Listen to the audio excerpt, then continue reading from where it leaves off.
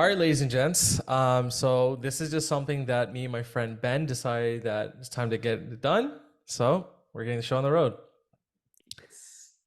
Okay, so here's going to be our new series, which is going to be a football podcast that's going to be primarily focused for the Premier League. And just to give you a little background, because we have to give that in the beginning, at least for the first video, is that just a little intro. So I met Ben at work, and we were kind of talking amongst other people, and we kind of just realized that, wow, we're both people that are very invested into football, or as known in North America, soccer. And we're just like, if we're spending this much time in it, why not make something of it? And we decided that, hey, let's increase the influence in Canada from this and start a podcast that's going to be primarily focused on the Premier League. But in the future, we'll get more into the UCL, so UEFA Champions League, as well as MLS. So, Ben, you have anything to say Yes. about that? Oh my God. This is amazing. I'm so excited that we finally managed to start with this podcast. And as you said, we met at work and we were just, always, banter because, as you can see, I'm a Man United fan and you're a Tottenham fan. I don't even know why, but We'll get into that. We'll get into that. Don't worry. yes. And then, yeah, so we decided, let's do this. You're a guy from around, and also one of the reasons just like wanted to promote the popularity of football in North America. So we said, why not do it? So here we are, with this our first version of the podcast, and hopefully there'll be so many of them. And you're right, MLS is going to be we're going to talk about that later, and with Messi coming in. But yeah. Yeah, definitely. So I guess now we can just jump into I know, like, when did we first start watching Premier League, why we got into it, and how did you come to support the team that you support? So Ben, do you want to take away first and I'll go after? Definitely. Well, I started watching the Premier League when it was still the Barclays Premier League, and I think I don't remember how old it was, like in 1997. I was 9 years old or something like that. It was back in Zimbabwe, and my dad, he was an Arsenal supporter, and I think the reason why I started supporting Manchester United is because I just was like, okay, we can't be supporting the same team, right? So then there was Manchester United, and that's how it came to be. And then, as it so happened, in 1998, 99, that's when they won the treble, and ever since then, I'm a Red Devil to the core. And I don't know. What about you? Just how did you Yeah. fall into Tottenham? Like, is that are they? Yeah. No, I know there's definitely eyebrows being raised right now. So Yeah. Yes. I'll just get into it. So a little context about me. So I played, like, obviously, like, very light, like amateur house league soccer, whatever, 6, 7 years as a kid. So I never really got into watching the actual sport until my best friend, he's a Gooner, so diehard Arsenal fan. And he actually started making me watch when Ozil was still big and whatnot. So I think from 2013 onwards, he was trying to get me to watch it a couple times, and obviously I had to watch here and there. But I never really got super invested until much later, when I think just kind of the work culture that you kind of get more into sports and kind of what's trending if you want to go to different games and whatnot. So, and then I started diving into it, and I realized obviously Premier League, I think, is without a doubt, or very hard to contest this fact, that I think it's definitely one of the best leagues, if not the very best, just based on the star power, based on just how it's covered in the media, etc. So and then I started looking at teams, and just one thing about me personally is that I hate supporting a team that everyone's kind of bandwagoning on. So if you're already a team that's kind of killing it, so I give you like a basketball example, it'd be like Lakers or something like that. Like, if they're killing it with Kobe, and like now you're like, oh, I'm a Lakers fan. It's like, bro, you just started watching. Like, how can you? So when I started watching, it was close to be 2019, I think. And I think the best teams at the time were City, Liverpool, whatnot. So obviously City, the oil money, whatnot. So like, there's no way I can support them, though it's fun watching them play. Obviously, Aguero, Kevin De Bruyne were ripping it up. But then, yeah, obviously I was like, you know what? Individually, Son and Kane were my favorite players, that just from watching standpoint, I saw that they invested in a new stadium. So in my opinion, they're definitely underdogs. I know they didn't have success for God knows how long. Not going to shout out the audio call, obviously, but those jokes are going to come over. It's fine. And yeah, just in general, I was like, you know what? Me and my buddy, we have like this banter that we just love pissing each other off and whatnot. So I was like, hey, how can I get under his skin more than if I'm obviously his rival supporter? So I support that, because especially the North London derbies, it's so fun watching with him, and just banter. Like, one of us is gonna laugh, other one's gonna cry. It's endless entertainment. So that's definitely something I thought of. And yeah, I felt good following a team that obviously if I'm a newer fan, I want to kind of grow with them versus just like, oh, let's see who has the most titles. All right, let me follow that like team or whatever. So I didn't want to be one of those guys. And obviously if I did, I might have been with you wearing the same color jersey as you. Let me tell you something, and I'm gonna say this right. As from today going onwards, I'm your senior. You address me as senior Ben or Sensei Ben because I have 10 years more than you of watching the Premier League. Of course. So I just want to set the record clear that when it comes here, I have lived the Premier League and I think you're right. Like I have seen Man City. We used to have a Zimbabwean player in Manchester City. His name was called Benjani Mwaruwaru. They were like a bottom team, bruh. But he was there. So. Yeah.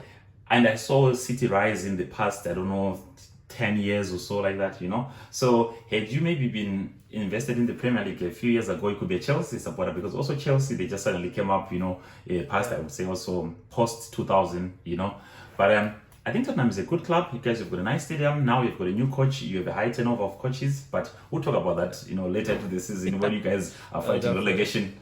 100%. Okay. Don't worry, it has to be banter, so it's fine. So, all right, so I guess we go to the next step. So, now that we talked about just why this podcast came to be, obviously how we became fans of respective clubs, I guess now we can just dive into our first segment, and there'll be more videos, more segments, obviously, but we're gonna just focus on the Premier League. So, obviously, we just kicked off this weekend. Obviously, saw some of the games today. And let's just get into it. So, first things first, Ben, who do you think's winning the league and why? Manchester City. Because we haven't found a solution for the robot, aka Haaland. It's just as simple as that. 100%. Yeah. I have to agree. I know it's a boring answer, but Haaland came in guns blazing. Like what a first season he had. You can't deny the fact that this guy knows where to be, when to be. If he gets a half chance, it's as good as a regular chance for any other solid striker. So this guy's just a machine. I don't see that stopping anytime soon. And already the first opening game, this guy already scored a brace. So I think it's almost disrespectful to not think City will be the leader, unfortunately. The only way I could see it even being a slight kink in their armor is the fact that they had such a successful year last year with the treble, that what if they're kind of more relaxed or, party too hard in the summer, whatever you want to call it. So I know Grealish didn't start, so maybe that's definitely a player that needs to get ramped up again. But no, I noticed that City, obviously from the last 4 or 5 years I've been watching, City is definitely something that ramps up anyway, so we'll see if there's going to be another contender. I think that with all things in sports, it's never a guarantee, but if there's a big injury, big shakeup that can happen, that you might see a close rate. Hopefully at least a close out rates is the one that we can hope for. I know there's one year where Liverpool lost by just a point, so it's like I'm hoping for that tightness because we don't want, unfortunately, be one of those other leagues. I feel like it's getting to that point slowly where it's like, oh, we already know who the first winner is going to be, who's going to be second, third, fourth, etc. So, yeah, but I would beg to differ because I think after watching the first few games, I think you're right. Already City is a problem. KDB is injured, and he also got injured in the FA Cup final. So you would think he would come back fit, but I think this injury is persistent.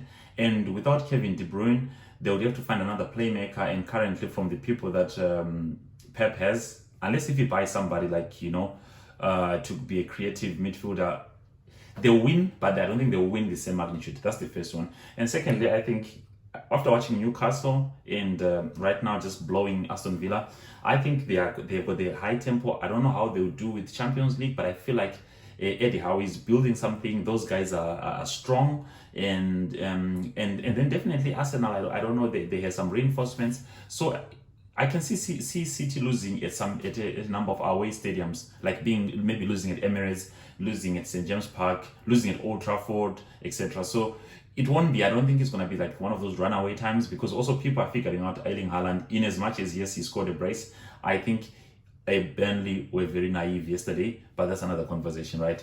Maybe, yeah. So let's see. So we agree, City, and yeah. So the second question, who gets top four?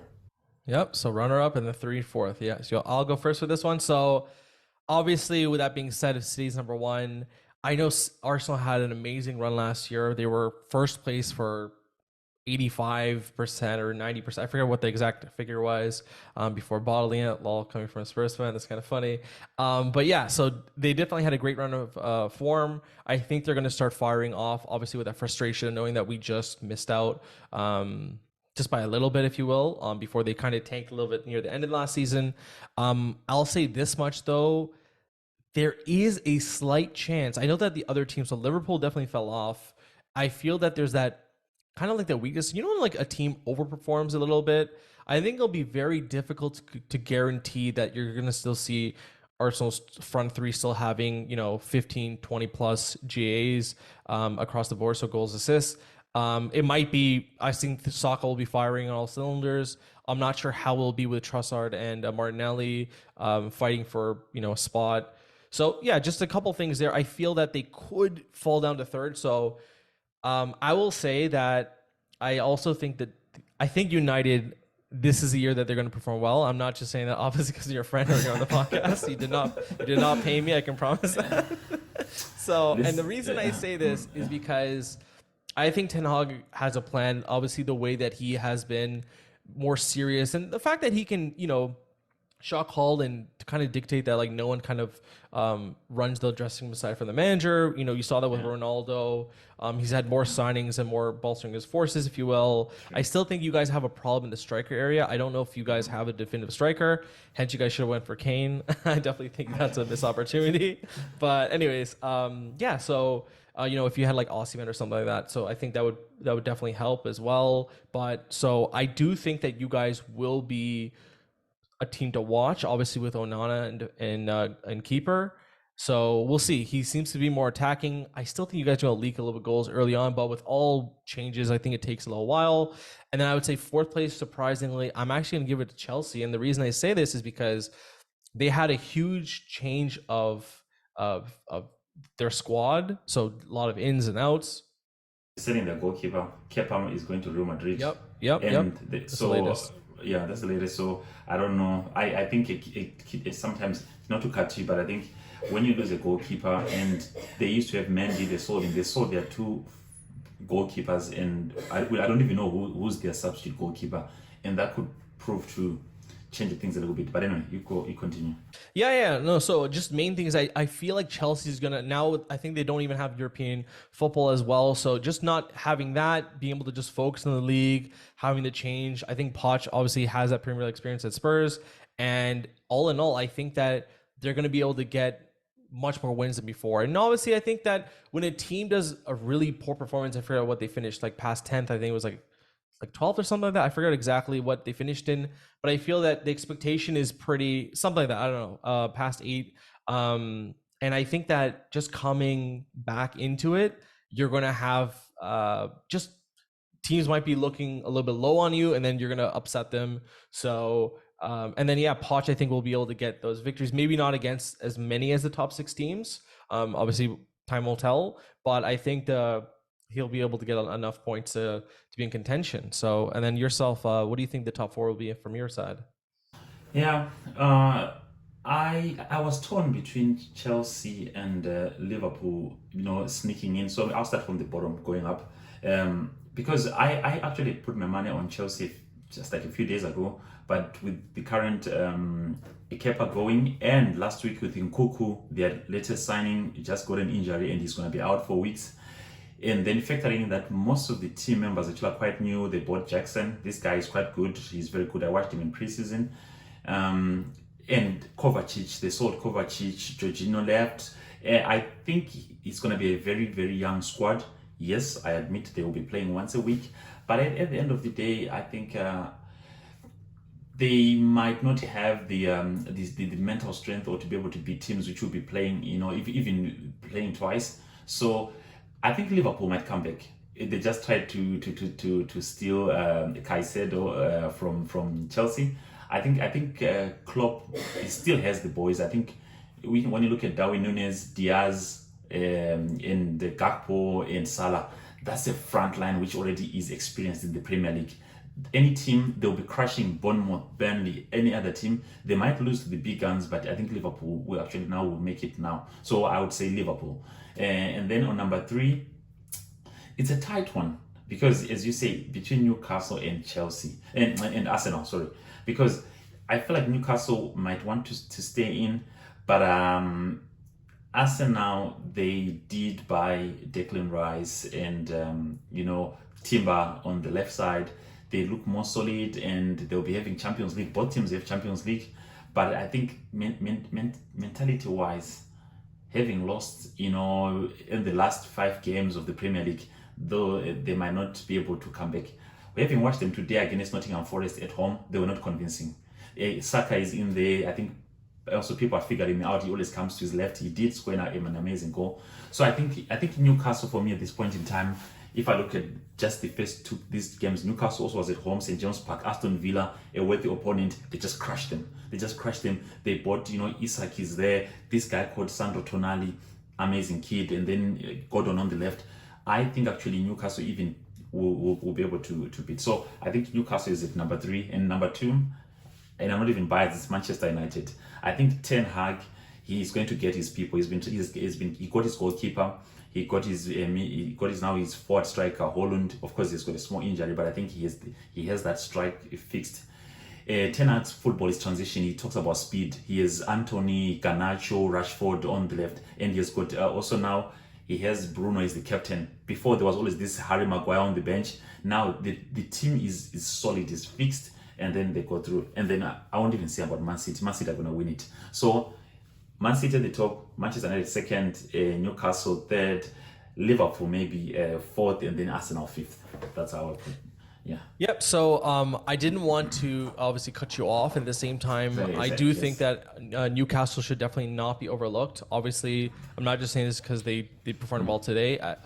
Obviously, last season, they were just, I think they had the best season in like 20 plus years. Yeah. Obviously, they were literally disgusting at certain moments. Yeah. And even in fantasy, something that I partake in and I have been partaking in for a couple of years now, it's like if you didn't have some Newcastle people, like you weren't playing properly. You know what I mean? So Wilson, Isaac at the top. Obviously, they bolstered their forces here. Tonali, amazing goal today. I would just say definitely would not sleep on them either. So I knew they were like close to the fourth. So I will say this, if I had to give a fifth and sixth, I would say that it's Liverpool and Newcastle are definitely the two that like you never know. Like Liverpool, I think they had a big change up. I know that Salah's been playing a little bit more on the wing side, so I think his goal output might go a little bit lower, though he will still be getting more assists. And then again, Newcastle bolstered forces, but I think the one thing that's a big change is just that the idea of having Champions League, right? So that's going to be a big change. I feel that with any major change like that, their focus could be more shifted. Obviously, players with less rest, we know how much that affects when your team just exhausted, and obviously more chance of injury. And another last thing about Newcastle, which actually makes them maybe be able to surpass Arsenal, is they have 2 forwards who even scored today. Isak started, he scored 2 goals, a brace. I think he scored a brace, right, today, Isak. And then Wilson came in as a substitute and scored. So, which means he can alternate them. One plays Champions League, one plays the Premier League. I cannot say the same for Arsenal. They only have Nketiah. Gabriel Jesus is injured, right? So, and usually their midfielders don't really score. Like you have Declan Rice, Partey, probably Martinelli. So I think Newcastle actually should not be ignored, and they might actually even surprise a lot of people. So I think, they deserve to be the top 4 again this season. Yep. Okay, great. Yeah. I think another thing that we're going to talk about now is that obviously we talked about bolstering the forces and whatnot. I want you to go first for this one, but I want to ask you, who do you think will be the most crucial / impactful signing? So not the best player, I'm saying which team needs this player the most in terms of helping them perform to the best of their ability or in their capacity. I think, funny enough, I think actually the goalkeeper, Manchester United, Onana. Why?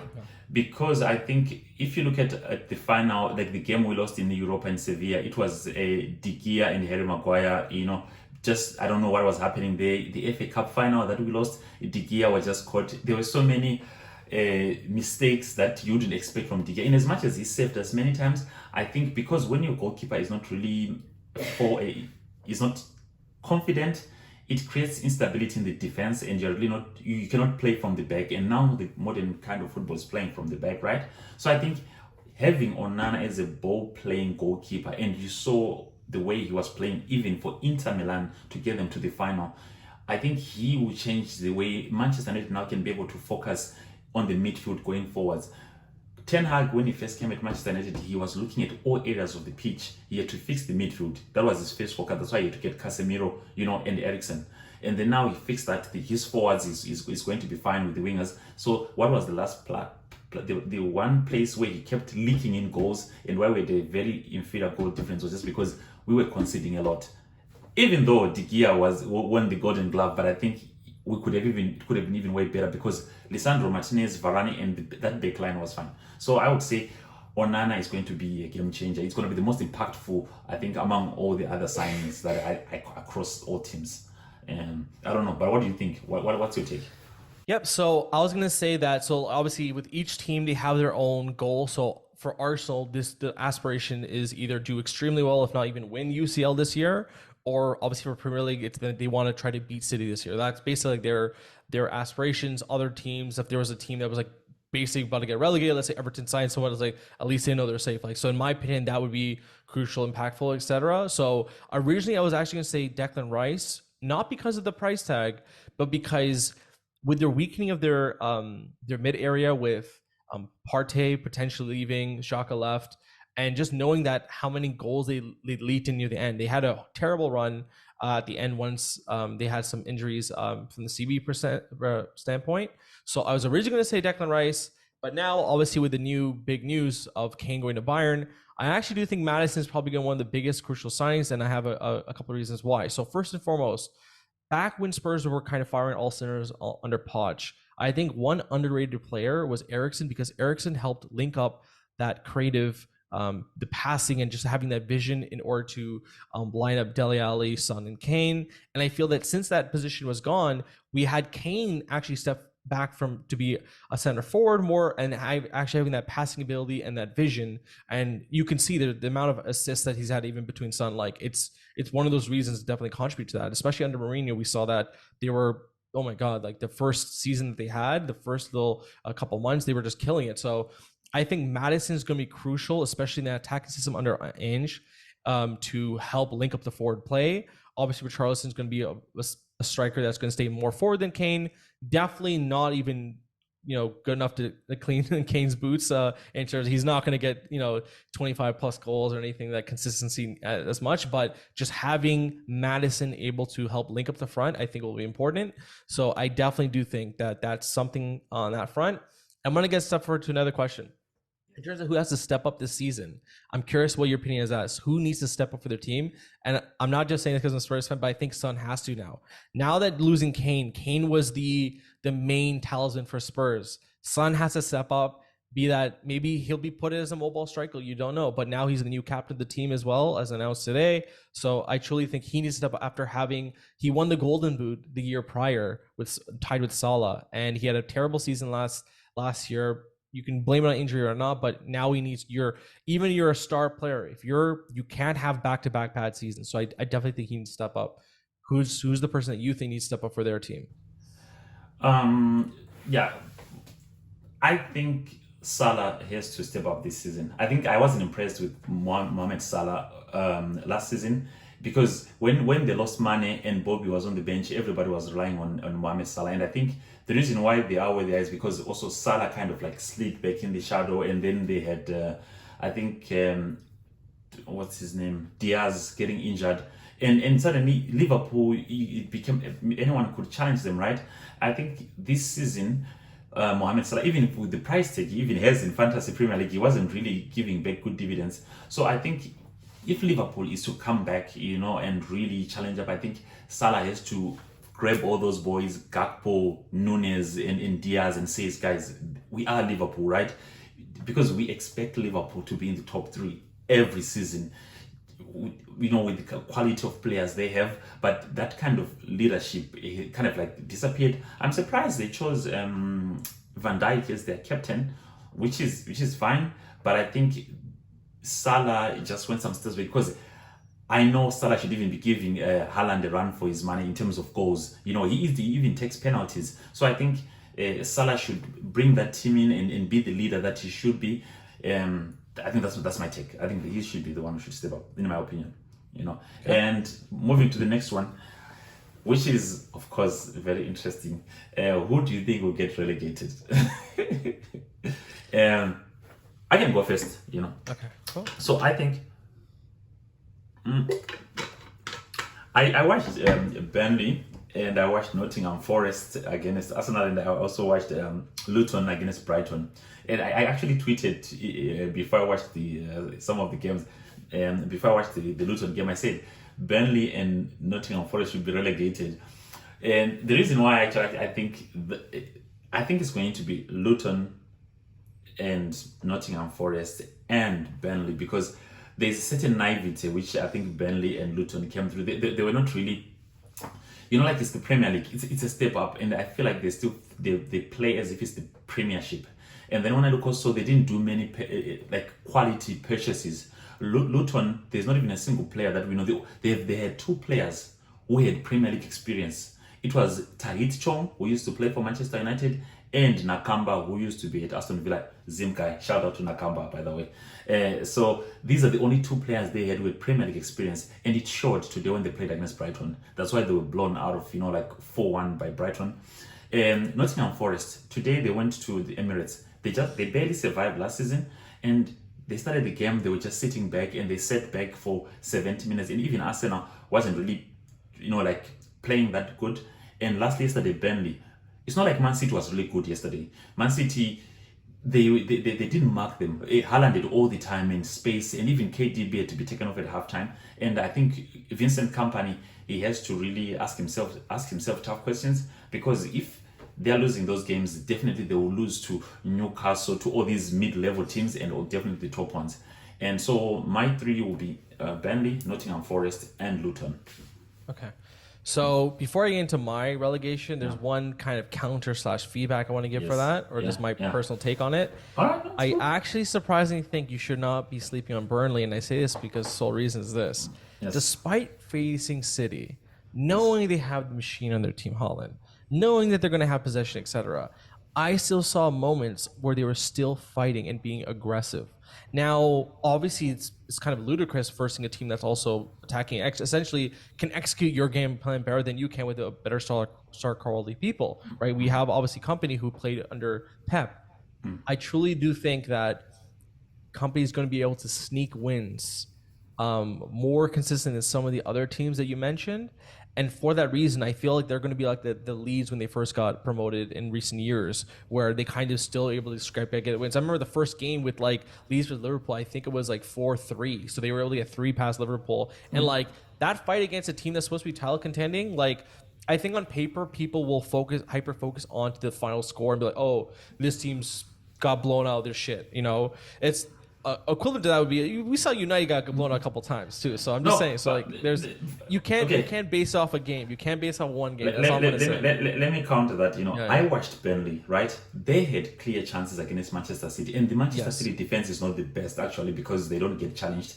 And you see the difference how you stay in the Premier League, and is because you need to take chance of those opportunities when you get a chance. They didn't. Let me tell you a team which is relegated, which never did that. Southampton even was managed to beat other teams. I can see Burnley doing the same thing, because I don't see Burnley beating Crystal Palace. I don't see them beating Bournemouth. So when I look at all the teams, I'm thinking, fine, Man City is a big squad, but you had also, I know Man City, their defense is not the best. If they play with a team with just a low-lying block, I don't see them also scoring. So yesterday it was an issue of when they got the chances, they never took them. And then secondly, I could see openings in their backline which other teams could exploit. So they will play good football, as you say, probably like Leeds. They will be exciting, but they'll always be losing 2-1, 3-2 with other teams, and then at the end of the season. But I know Vincent Kompany maybe he can adapt. I would like him to prove me wrong, but I still would say I think they stand very high. Of those, they might finish at number 17, or 18. But yeah. Yeah, I didn't mean to say they were going to be flying. I'm just saying that I feel like they'll be able to sneak more points than some of the other ones, and I might as well just get into it now. So if I had to pick three, I think the first one, I don't want to say it's obvious, obviously no disrespect, but it's like I think Luton Town, obviously, just look at their squad compared to some of the others. Yeah.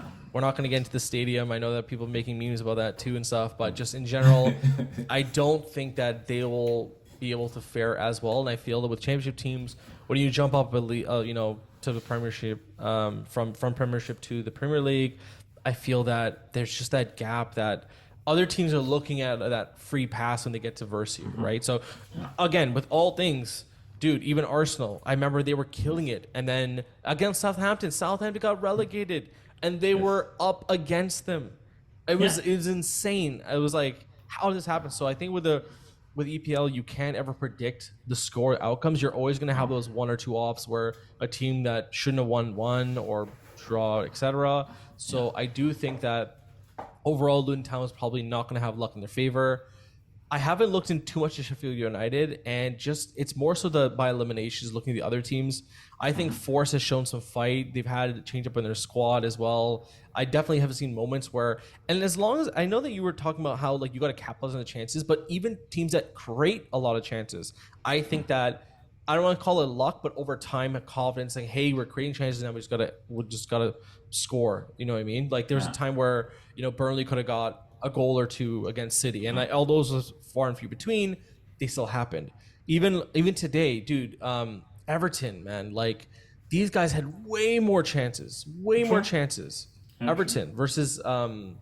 And it's like, and I'm just like, dude, that one chance that that they don't take, they get destroyed, on the counter or something. So it's just you need to end your chances. So I would say Luton Town, Sheffield United, and surprisingly, I want to take a definitely I would say a one-off pick that most people will do. I haven't seen Wolves bolster the defenses too much, or like just they're a team that I feel is slowly falling behind. Like I feel like that no one really puts attention on them, but I've seen them, be like 7-8 position and then slowly seep down. They didn't really bolster their forces. They lost Jota, and just a couple other people. They lost Traore.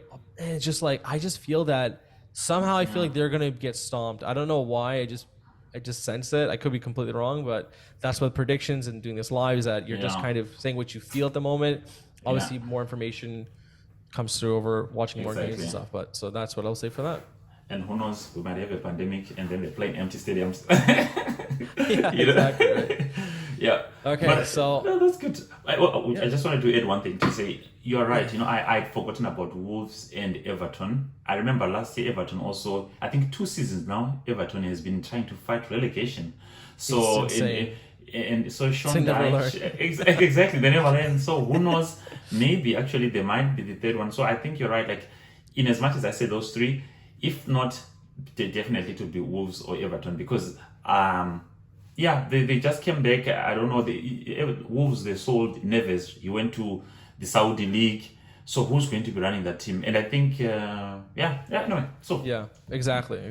So there's that. And then I would say the next thing, which again could be more straightforward. So we're going to have, who do you think is going to be Golden Boot winner? And who do you think is going to be a runner-up for? Or at least push a little bit. So yeah, I think Haaland will really? No, okay. The Golden Boot. I think he's not Premier League fruit. No, okay. no, he's obviously right. The reason why I say this is, in as much as most defenders have figured him out, I think Erling Haaland, he will not score in big games the way you expect him. Like for example, I saw he didn't score in the Champions League final. He didn't score in the FA Cup final. But you give him a small team like Burnley, he will massacre them in 30 minutes. He would have scored a hat-trick. So he is the kind of player who he will amass a lot of goals. Small teams like Manchester United, he will go and have a hat-trick, So, but then in big games, people might have him figured out. But out against Bournemouth, he will be there. So he will get his easy peasy 30 goals. Who's going to be the run-up? Yeah, that one is going to be a tricky one because right now when I also look at, even in the Fantasy League, we're struggling to find who's the second striker to have, in the Premier League because no one is really showing up. Now you've got Nkunku out, you've got Gabriel Jesus out. I would have said Gabriel Jesus if he was fully fit, but he's out. And I might actually take a gamble and say probably if Rashford still, because Rashford did score 30 plus goals last season, he just managed to get tired at the end of the, and then probably Bruno gives him 30 a plus lot in of all goals. competitions, you're saying? In all competition, yes. Okay. Yeah, it was a good season for Rashford. I think he's maturing and all that stuff. I don't see a forward striker at Newcastle. I can see Isak and Wilson, but I don't see them also going that far. Tottenham, you don't have really an out-and-out striker. Aston Villa, they have Watkins, but he's not really that. I don't think he's going to be challenged. So it will be one of those guys in the top four, and in the top four, I think I'll say Rashford. And I know there's a high level of bias in my answer, but I'm not seeing anything. I don't see anybody else. Yeah, I can comment on what you said. So I'll say that first and foremost, I think Rashford had obviously a phenomenal season. I like the fact that they're kind of looking for him more. So like that kind of outlet pass. I think Fernandes has been honestly an underrated player. I know that sounds like I know we don't really talk about that, but I think that this guy is he's always in the second or third pass right before the goal. Always looking for the players. I think your team is situated to try to find Rashford. I will say though, I feel like there was a lull after he had that incredible run where he stopped being as lethal. I know this obviously even in fantasy, you'd see a lot of players that like would have him maybe not as just not the percentages go down. You might get other players in this position, etc. So not to base off just that, but I think in general we'll see how it works. Obviously, we'll see when United have the first game if they're going to start bullish and start killing it right at the top. I think a couple other people mentioned like Isaac and Wilson. I feel between having UCL football this year and fighting for minutes, because it's not a single striker, I don't think that either one can get close to Holland.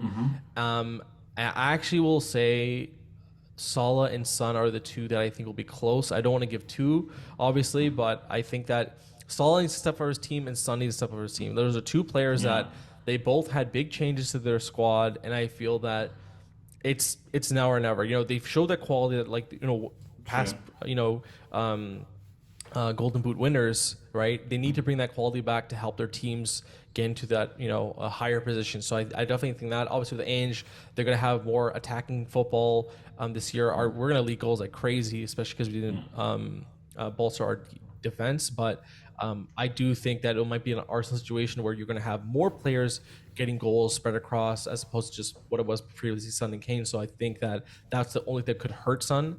If he's obviously giving chance away and whatnot. But Salah, same thing. I feel like he might be trying to support Nunes. I think Nunes will have a better season, but truth be told, man, I don't think anyone's going to get close to Haaland. But that one thing I will say, I don't think I'd be shocked if Haaland actually exceeds what he got last year, because I feel when they first drop in, who is this guy? Like, how do you defend this? And then after you have constant footage, I feel same thing with him. Even he slowed down at the end of the year. So I'm thinking teams that are better at analyzing and maybe have the right resource to neutralize him might be able to help him get lower goals. I still think he's in the shoe and definitely still get 30 plus goals.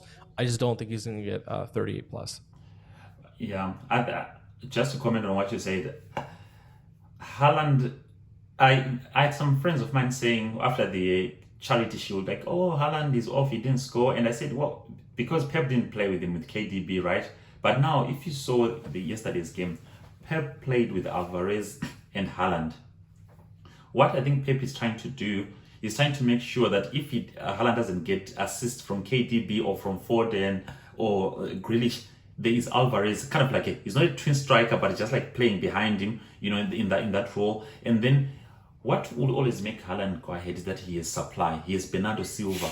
He even has Rodri from the midfield, right? So that supply will make sure that there's nobody to stop him. So yes, you could defend for him the whole game, but there's only that one chance that he'll get and he will score. So he can be able to do that.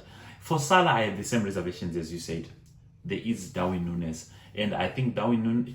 So the reason why Salah was Golden Boot many seasons was also because the combination with Bobby and Mane, they were okay to give him balls and he does tap-ins. You understand? Because there was that understanding with the three of them. But I feel like Núñez needs to prove himself, and so will be Diaz. So Salah will be getting penalties or one of those goals, but they would want to they will try to score more. And even maybe actually Klopp will tell people that Nunes is now the chief striker because he needs to empower the guy to really take over that, that position. So Salah will be the captain, he will be like the penalty taker, but I think most open chances, they'll be putting it to Nunes, and he has to just work on his execution. He had many chances last season, but just that final touch. So I think, yeah. So I still stick with Rashford and Haaland though. And this is the last and interesting one. Which manager is going to get sacked in the top 6? Who's going to get sacked first? Who's going to be shown the door? Who do you want to go first for this one? Up to you. You go first. You go first. This one. Okay, so obviously we mentioned other teams. So I think potentially Wolves coach could get I feel like any other team that drops the regulation zone and stakes there, I think will be an issue. But obviously from the top 6, I'll have to say, or at least the traditional top 6. I know definitely last year was not. I was right. I think Chelsea finished 12th, right? So yeah. Surprisingly, I think it's up between Chelsea and Spurs. And the reason I say this, okay, hear me out. If I think originally that Ange had a bigger issue, obviously coming from a league that not many people think highly of in terms of, at least it's not a traditional top 5 league, and the fact that if you still had Kane and whatnot, you'd still expect, hey, you're leaking goals like crazy. I know that from the history, he's definitely had slow starts in the beginning. Now he's facing in a league where there's definitely other people and other teams. I feel there's no easy walkthrough. I feel obviously in the Scottish Premier League or other leagues, there's definitely been less competition, and this year just brutal. The amount of I think that this is the one season in a long time, I would say, that you're just doesn't matter who you face. Could be Brentford, could be Forest, could be anything. You don't go, I can bet $100 on this game, we're gonna win. No questions asked. I didn't go look at the game. I know we're gonna win. You're still thinking hey, when the game starts, when the kickoff happens, you're still a little bit hopefully we don't make a mistake early, right? So I definitely think that he might start slow. New tactics. Obviously, he's trying to instill a different mentality and whatnot. So, but the loss of Kane, I think, surprisingly gives him a little bit more time, because if you lose your talisman, you should get a little bit more time. So I think for that sole reason, I think he won't be, and I feel that he will be, because he's attacking. Hopefully, he'll be able to win 4-3. So he's still not. It's a shaky win, but hopefully still win. I think they're going to have a very slow start, Spurs, but then over time, I'm thinking near the end of the year, they're going to be able to increase position. Now, the reason I say Chelsea is this. Chelsea has had such a cutthroat mentality until they had Brighton's coach, Potter.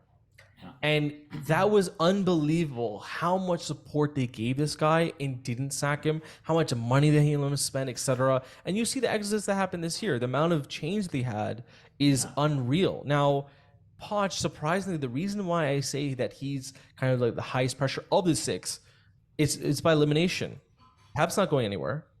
Arteta is not getting touched. This guy obviously is loved by the board, etc. Ten Hag's obviously now seems like he's more comfortable. Klopp is Klopp. Klopp had obviously a terrible season compared to his own thing, but the fans absolutely love him. And it's by elimination has to be Spurs or Chelsea.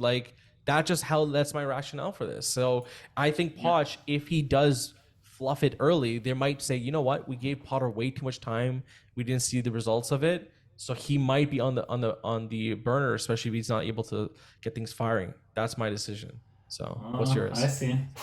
I'm actually it's a bit controversial for me, because I can see and hear your logic, and but I think after the experience that Chelsea went through with Thomas Tuchel and then Porter and then Lampard, I think right now, Todd Boehly, the owner, will be I think he now says, okay, I think in this Premier League you might need to be more patient, right?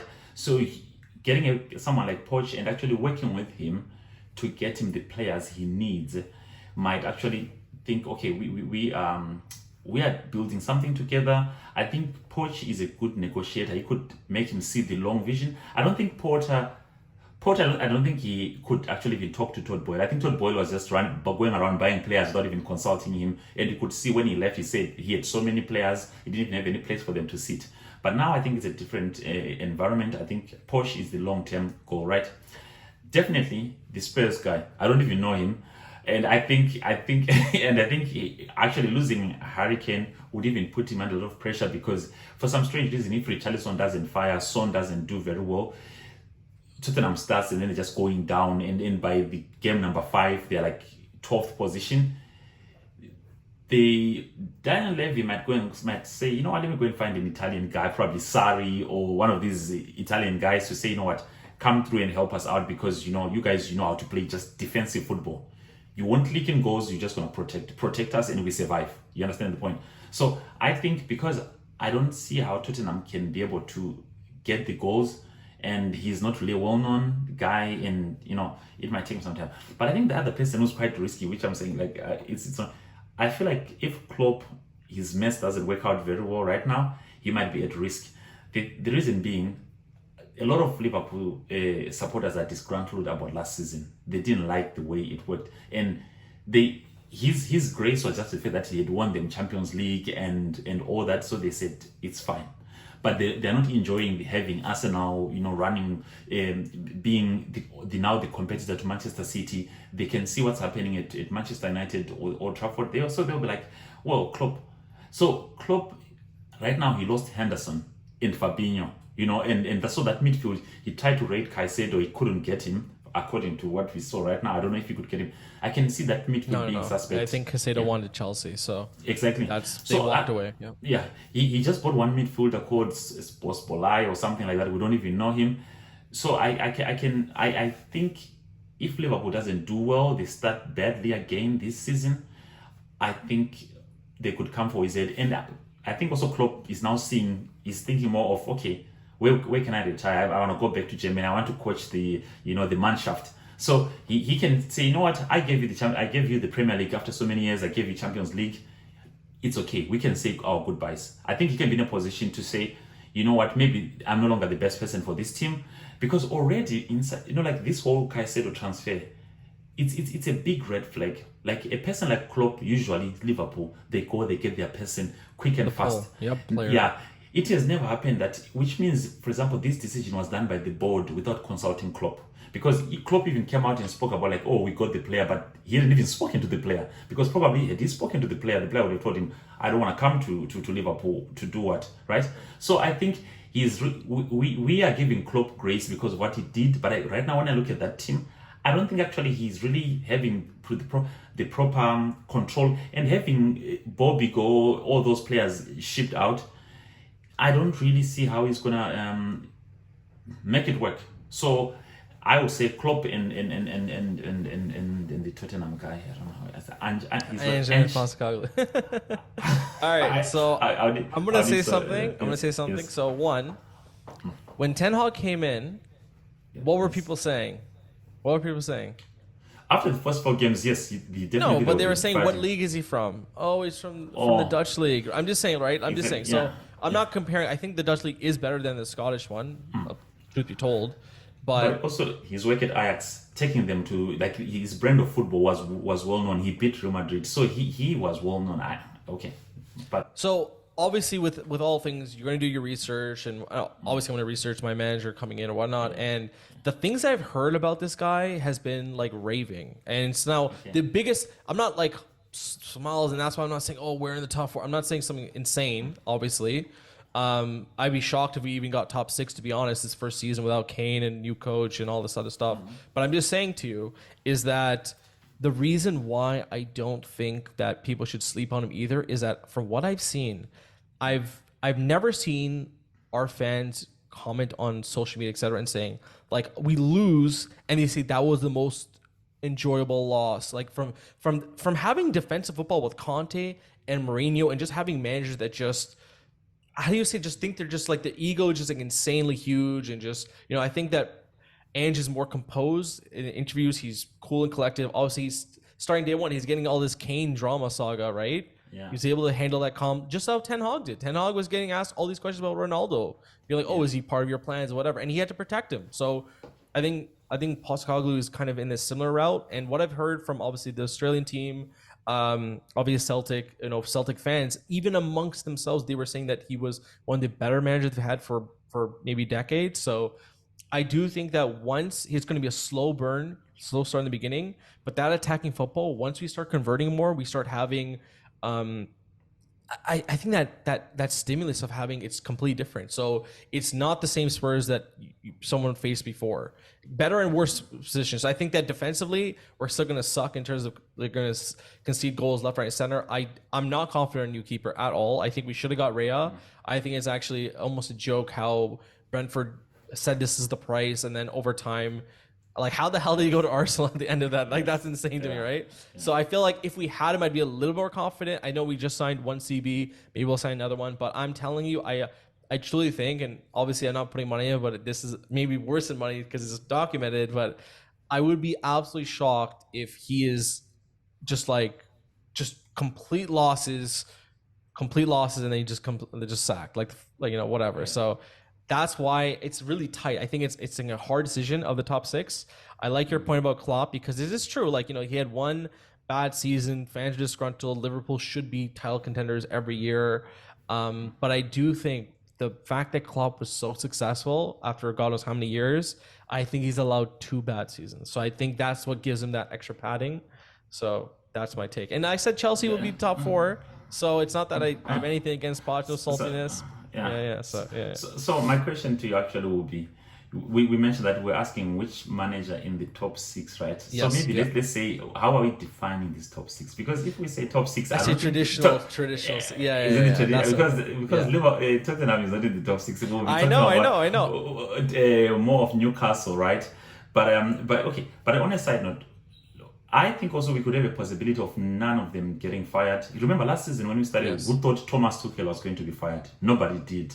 He had the best buys. He had a new one owner. Yeah, exactly. So it can hit you like from sideways. But I think top 6 they could also survive. Like every club would say, let's play the long game. Then they keep all their coaches. Like Tottenham keeps their coach. But then I would say. A more bigger, prediction will be which coach among all of them, the 20, could be the first to be fired. And this one, no logic or anything. You just say the name. No, you don't have to justify. Just pick the name of the coach or say the team. If you don't know the name of the coach, and then we just keep it like that. So which coach, team will fire? Which team will fire their first coach? Their coach first. Like, I think Company did so well. If you any championship team that promotes them, I think it's very hard to let them go. No logic. Just say the name of the team. Go first for this one. Luton. No logic.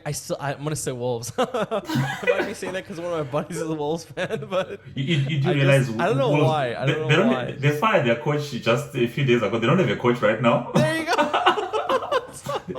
They fired him 4 days ago. Yeah. Hey, the next coach as well might go.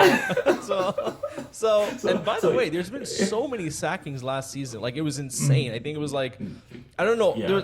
It was a short list to say which teams didn't have teams coach that got sacked. So I think it still might be a bloodfest this year. All these teams are freaking going crazy. You have other teams that are playing out their skin. Brighton's playing out their skin. I think Emery is cooking, right? So it's crazy, man. So you know what? I'm gonna keep this bit where you say Wolves, and I tell you that they already fired him. That was so funny. So yeah. But it's going to be an exciting season. So I'm excited about it, and I'm happy the Premier League is back. 100%. It always feels like it's too long, and then it creeps up, and then you're stuck. Then it's the injection back here. and also we don't have any World Cup in the middle because I think the World Cup kind of like messed things up last season. 100%.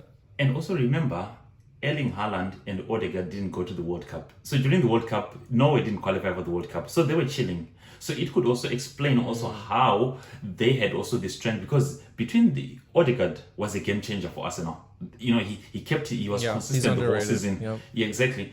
But some of these, some of these players there to go to the World Cup. Richarlison was in the World Cup. He did welcome back, and all that stuff. So I think not having such a break in, we're just going to have one good proper season with some of the most amazing managers in the world, managing these teams.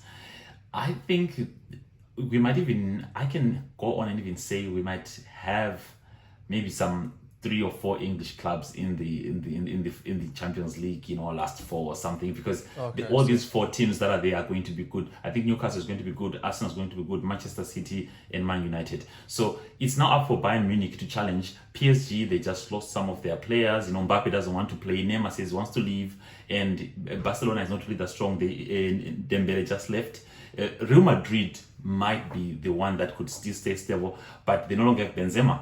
They are, so I can see English clubs coming to dominate Champions League, these 4 guys that are there. So let's see how it goes, Yeah, man. So I think that wraps up our first episode. I think it was a pretty solid one. Yeah, it was based cool. on a lot of things. Yes. And so maybe just a word to the fans to say, you know what? Just give us more time, send us more questions, feedback, and everything, and tell us what you want us to talk about. It will be mostly the Premier League, but we will also talk about, is just said, MLS and also Champions League. So yeah, tell us what you think, and see how it goes. Yeah, we're gonna have our own suggestions, obviously. So we're gonna have ideas that are kind of baked in the background, but we're gonna obviously have even like reactions, like game week reactions, any more shocking transfer news, etc., updates and whatnot. But definitely, we'd love to hear any other updates that you guys might have, suggestions, and then we can even focus more or less accordingly to that. Awesome. So, all right. Cheers. let's take it. Let's take it off live. All right. Cheers for the first episode. Thanks, guys, for tuning in. Thank you.